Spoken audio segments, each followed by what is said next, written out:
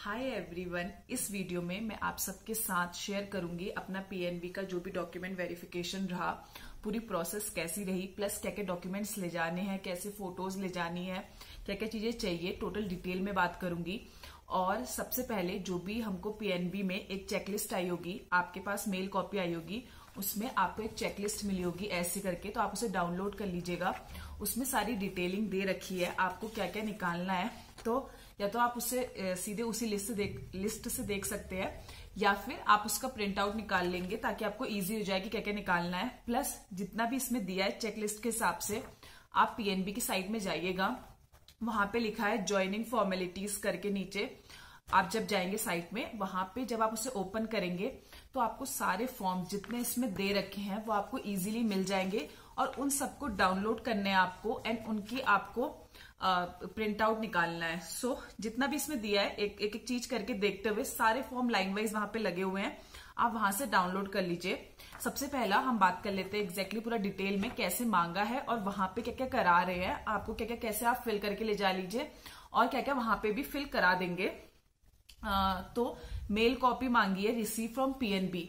सो जो भी आपको जो मेल आया होगा उसकी आप प्रिंट आउट निकाल लेना, जो भी आपको ले जाना है वो ले जाना है। अगर आपके पास बाय पोस्ट आ गया तो आप वो भी ले जा लीजिएगा, बट आप मेल कॉपी भी रख लीजिएगा एक। देन है valid online application of IBPS, जो भी आपने जब फॉर्म भरा होता है वो एप्लीकेशन फॉर्म होता है, वो जो है वो हमको ले जाना है वहां पे। अगर किसी के पास नहीं है तो वो लोग साइट ओपन करते हैं कुछ टाइम के लिए, तो आप वहां से भी डाउनलोड कर सकते हैं। उसके बाद है एचआरएमएस परफॉर्मा। सो एचआरएमएस परफॉर्मा का जो फॉर्म है आपको साइट में मिल जाएगा, वहां पे आपको ले जाना है स्टेपल 3 फोटोज। सो अगर आप स्टेपल नहीं भी करेंगे, उसको बस 3 फोटोज आप रख लीजिएगा साथ में, वहां पे वो लोग आपसे मांगेंगे, एंड देन वो खुद ही आपसे वहां पे जो भी उन्हें फाइल में स्टिक करनी होगी, जहां भी करनी होगी, अलग से ले लेंगे आपसे, तो जरूरी नहीं है कि आप उसे करें।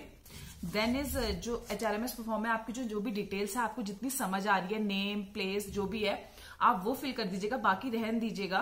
वो आपको वहां पे जहां पे भी आपको डाउट है ना, आप उसे ब्लैंक छोड़ दीजिए, आपको सब कुछ वहां अच्छे से फिल कराएंगे। जब हम गए थे तो हमको भी वहां पे जितना भी, मैंने ज्यादातर नेम और एड्रेस ही लिखे थे, और जो भी समझ आ रहा था, या फिर एजुकेशनल क्वालिफिकेशंस, उसके अलावा ज्यादातर चीजें ब्लैंक रखी थी। लेकिन उन्होंने अच्छे से एक एक करके सारे फॉर्म में क्या क्या फिल करना है अच्छे से बताया, तो आपको कोई भी इश्यू नहीं आएगा। प्लस जहां पे डेट है, आप जब आप फॉर्म फिल कर रहे हैं तो गलती से भी आज की डेट या मत डालिएगा। जिस दिन आपको रिपोर्ट करना होता है उस दिन की डेट होती है, एंड प्लेस जहां आपको रिपोर्ट करना है, जिस भी सर्किल ऑफिस में, वहां की प्लेस डालनी होती है। सो जहां से आप बिलोंग करते हैं वहां की नहीं डालनी है। अगर आप डाल भी रहे हैं तो जिस दिन आपको रिपोर्ट करना है, एंड जो भी आपके सर्किल ऑफिस में बुलाया, वहां का प्लेस डालिए। अगर आप ब्लैंक भी छोड़ते हैं, वो वहां पे आपको बताएंगे, तो आप वहां पे भी फिल कर सकते हैं। Then is joining report, same आपको साइट में अवेलेबल हो जाएगी। उसमें आपको जितना अपना नेम समझ में आ रहा है वो डाल दीजिए, सिग्नेचर समझ में आ रहा है वो कर दीजिए। बाकी आपको फॉर जैसे जहां पे पोस्ट पूछा है, डेजिग्नेशन पूछिए, वहां पे आप डाल सकते हैं SWOA, सिंगल विंडो ऑपरेटर, ए करके लिख दीजिए सिंपल। और इसके अलावा आपको कुछ फिल नहीं करना है। बाकी उसके अलावा जो भी होगा वो वहां पे ही आपको बता देंगे। बाकी अगर कोई एक्स सर्विसमैन है उनका हो गया, डिस्चार्ज सर्टिफिकेट अगर आप एम्प्लॉयड है वो ले जा लीजिएगा। सैलरी स्लिप लास्ट 3 मंथ, अगर आप पहले से एम्प्लॉयड थे तो जो भी सैलरी स्लिप थी वो आप ले जा लेंगे। Then is conduct and performance from previous employer. So जहां पे भी आपने पहले जॉब करी है वहां पे आपका जो भी ये होगा वो आपको ले जाना है, ठीक है। देन इज जो सबके लिए है, अब वो आ जाता है एक्नॉलेजमेंट। सेम 1 पेज का फॉर्म है, आप उसमें नेम जो भी आपको फिल करना है, डेट प्लेस मैंने बता दी, जिस दिन की आपकी रिपोर्टिंग है, जिस दिन आपको रिपोर्ट करना है उसकी, एंड प्लेस जहां जिस सर्किल ऑफिस में करना है उसकी। बाकी सिग्नेचर आप कर दीजिएगा, अपना नेम लिख दीजिएगा, डेजिग्नेशन डाल दीजिएगा SWOA। इसके अलावा अगर आपको कुछ भी समझ नहीं आ रहा है तो आप वहीं पे, अगर आप ब्लैंक भी ले जाएंगे ना, कुछ गलत भरने से बेटर है कि आप ब्लैंक ले जा लीजिए, आपको सब कुछ अच्छे से बताएंगे वहां पे। देन इज मेडिकल रिपोर्ट, अपनी मेडिकल रिपोर्ट जो भी उन्होंने जैसे मांगी है आपकी, या तो आप पीएनबी कंसल्टेंट है, उनको जो भी अगर आपके है एरिया में तो आप करा सकते हैं। जैसे कि मेरे एरिया में नहीं था तो मैंने गवर्नमेंट हॉस्पिटल से कराया था। एंड देन उसके अलावा x ray film and radiologist report. तो जब आप अपनी मेडिकल रिपोर्ट बनाएंगे तो आप वहां पे एक्सरे भी आपको कराएंगे, तभी आपकी मेडिकल रिपोर्ट वो स्टैंप लगाते हैं। एंड तो रेडियोलॉजिस्ट रिपोर्ट, तो जब आप एक्सरे कराएंगे उसके बाद एक रिपोर्ट बनती है, आप उनसे ही पूछिएगा एक्सरे वाले से कि हमको मेडिकल के लिए चाहिए, सो हमसे रिपोर्ट मांगी है, आप वहां जाएंगे तो उसमें साइन होते हैं अलग से, तो वो रिपोर्ट होती है, तो वो आप ध्यान रखिएगा कि सिर्फ मेडिकल लेके और सिर्फ एक्सरे लेके मत चले जाइएगा, साथ में रिपोर्ट भी ले लीजिएगा। देन इज बायोडेटा फॉर्म, आपको वहीं साइट से बायोडेटा फॉर्म मिल जाएगा, इसको आपको फिल करना है पूरा, जो भी ये बायोडेटा फॉर्म होगा। बाकी रिपोर्टिंग फॉर ज्वाइनिंग है सेम SWA, अपना एड्रेस हो गया, परमानेंट एड्रेस, प्रेजेंट एड्रेस आप इजीली डाल सकते हैं। उसके बाद जहां पे आपको, जैसे सपोज ये है, अगर आपको कोई मेजर इलनेस नहीं है, हेयरिंग की कोई दिक्कत नहीं है, तो आप NA लिख दीजिए, ठीक है, अगर वहां पे सिंपल, या फिर आप ब्लैंक छोड़ दीजिए, तब भी कोई दिक्कत नहीं आएगी। बाकी किसी किसी फॉर्म में विटनेस मांगे हैं जहां पे, तो विटनेस में आप ब्लैंक छोड़ के जाइए, वहीं पे जो भी आपके साथ वाले और भी आए होंगे ज्वाइनिंग के लिए, आप एक दूसरे का विटनेस वहां पे इजीली फिल कर सकते हैं, ठीक है। एंड नॉमिनेशन में आप घर वालों में मम्मी पापा भैया अपना किसी का भी नाम दे सकते हैं नॉमिनेशन के प्रोसेस में, एंड विटनेस वहीं इजीली फिल हो जाएंगे।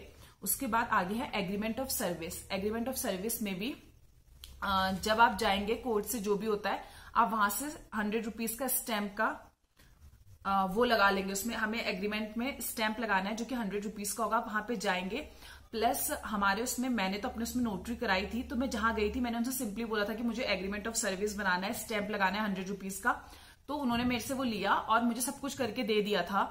बाकी बहुत लोग ने नोटरी नहीं लगाई थी, तो यहाँ पे ऐसी कोई प्रॉब्लम नहीं आई थी, उन लोगों ने सबसे वो पकड़ा था एंड वो खुद करा लाए थे, सबका एक साथ ले गए थे, एंड वो लोग वहां से नोटरी लगवा लाए थे जिन्होंने नहीं लगवाई थी। हमसे बोला था कि नोटरी लगवानी है, अब पता नहीं और जगह क्या करते हैं, बट यहाँ पे मांगी थी। सो बाकी अगर नहीं भी है तो वो करा दे रहे हैं, आपको कोई भी इश्यू होता है तो वहां पे आपको इजीली एक साथ, बहुत लोग ने नहीं लगाई थी तो उनके फॉर्म्स लिए एंड वहां से लगवा लाए थे। देन अब हमारा आता है asset and liability form. Asset and liability form आप ले जा लीजिए, भरना नहीं है, बल्कि शायद उन्होंने तो वापस ही दे दिया, तो वो हर किसी के लिए एप्लीकेबल नहीं है, बट अपने पास एक उसका प्रिंट आउट रख लीजिएगा।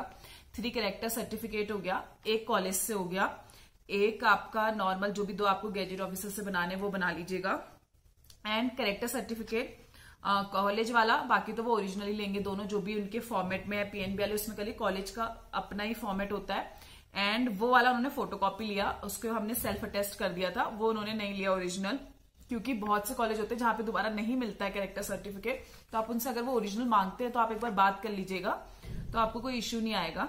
उसके बाद आता है फिडिलिटी एंड सीक्रेसी, उसमें भी सिंपल नेम एंड जो भी आपको समझ आ रहा है वो फिल कर दीजिए, अपने साथ प्रिंट आउट रख लीजिए। बाकी self attested valid ID proof, तो पैन कार्ड रख लीजिएगा आराम से, आप 2 से 3 पैन कार्ड आप अपने पास रख लीजिएगा, क्योंकि जहां पे भी आपको एड्रेस प्रूफ में आधार कार्ड भी 2 से 3 रख लेगा, क्योंकि एड्रेस प्रूफ में आप आधार कार्ड ही दे देंगे, सेम अलग से भी मांगा है इसलिए सेल्फ अटेस्टेड आधार कार्ड, इसलिए आप थोड़े से ज्यादा रख लीजिएगा, ठीक है। देन कास्ट सर्टिफिकेट अगर किसी का है, OBC सर्टिफिकेट, सो जो भी आपके अगर सर्टिफिकेट है तो आप ये वाले सर्टिफिकेट ले जाइएगा।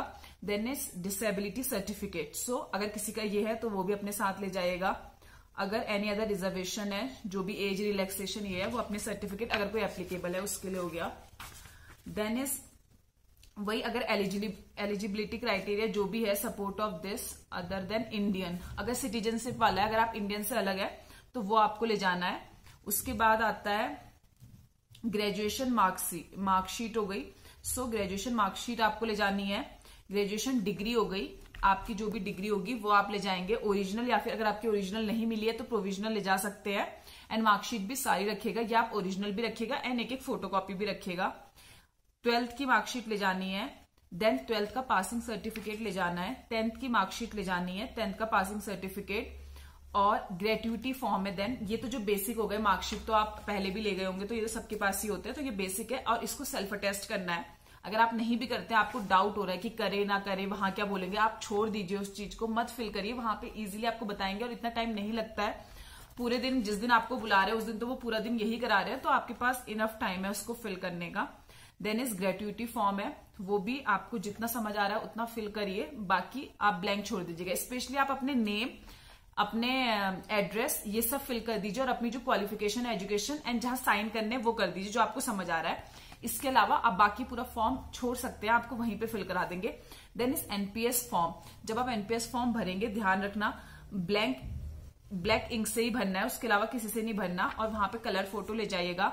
प्लस इसमें आप पैन कार्ड रख लीजिए एक्स्ट्रा, क्योंकि एनपीएस फॉर्म में जरूरत पड़ सकती है, और एड्रेस प्रूफ के बदले आधार कार्ड की कॉपी, इसीलिए मैं बोली पेन और आधार कार्ड की कॉपी थोड़ी ज्यादा रख लीजिएगा, क्योंकि आपको बार बार अलग अलग जगह देने की जरूरत पड़ सकती है। एंड बाकी अगर आपके पास कैंसिल चेक है तो कैंसिल चेक ले जा सकते हैं, अगर आपके पास चेकबुक है। अगर नहीं है तो अपने पासबुक का फ्रंट पेज ले जा लीजिए। अगर इनमें से दोनों नहीं है तो आप एक बार बात कर लीजिएगा, वो लोग समझ रहे हैं। सो इतनी इस वाले इसमें इतनी दिक्कत नहीं आ रही है एनपीएस वाले में। बाकी कास्ट सर्टिफिकेट 1 मोर कॉपी आपको एक और ले जानी है। अंडरटेकिंग हो गई, ओबीसी वाला जो हो गया, ये तो वाला हो गया एज एप्लीकेबल, अगर आप एप्लीकेबल है। देन इज अटेस्टेशन फॉर्म, आपको अटेस्टेशन फॉर्म दिए हैं, वो हमें 4 ले जाने हैं, ध्यान रखिएगा। उसकी 4 कॉपी निकालिएगा, सबके अलग अलग प्रिंट आउट निकालिएगा 4 उसके।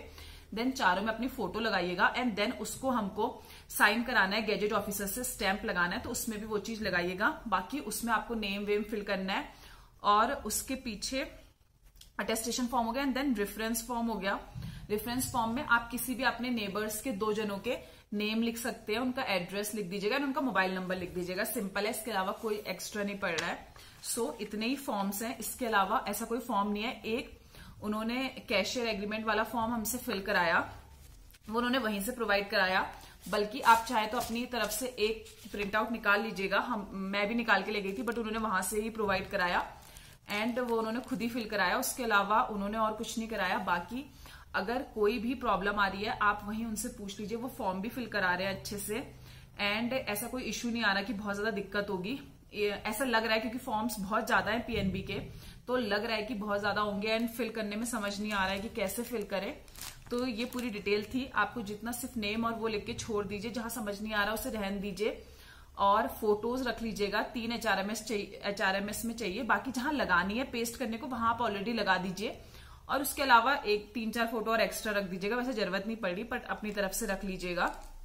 ओरिजिनल ग्रेजुएशन मार्कशीट की, ये सब की ओरिजिनल चाहिए और ऐसा कुछ चाहिए नहीं। और एक कैरेक्टर सर्टिफिकेट कॉलेज का ओरिजिनल चाहिए, बट आप फोटोकॉपी सबमिट कर सकते हैं। इसके अलावा और ऐसा कुछ भी नहीं जरूरत है। बाकी वो यही सब चेक कर रहे हैं, उसी के हिसाब से जो भी आपका लिस्ट आई है उसके हिसाब से चेक कर रहे हैं। उसके अलावा एक्स्ट्रा कुछ भी नहीं मांग रहे हैं। आई होप आपको ये वीडियो यूजफुल लगी हो। एंड इसके अलावा स्टार्टिंग में उन्होंने एक फॉर्म दिया था हमें फिल करने के लिए, उसमें अपना name, address and educational qualification fill करनी थी।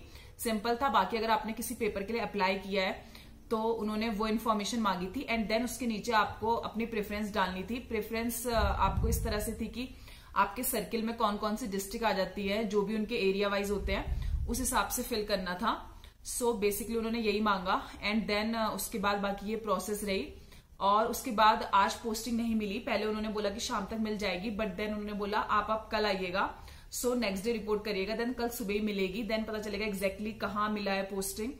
और उसके अलावा अगर आपको कोई भी डाउट है डॉक्यूमेंट वेरिफिकेशन से रिलेटेड या कैसे फॉर्म का आपको अगर कुछ समझ नहीं आ रहा है, अगर इसके अलावा जो मैंने वीडियो में बताया स्टिल आपको डाउट है, तो आप मुझसे कमेंट सेक्शन में पूछ लीजिएगा। मैं कोशिश करूंगी मैं आपको रिप्लाई करूं। एंड अगर मुझे इन्फॉर्मेशन होगी उससे रिलेटेड या मुझे आइडिया होगा तो मैं जरूर आपको रिप्लाई करूंगी। सो आप मुझसे कमेंट सेक्शन में जो भी आपके डाउट है आप पूछ लेना। एंड मिलते हैं नेक्स्ट वीडियो में। Till then bye bye.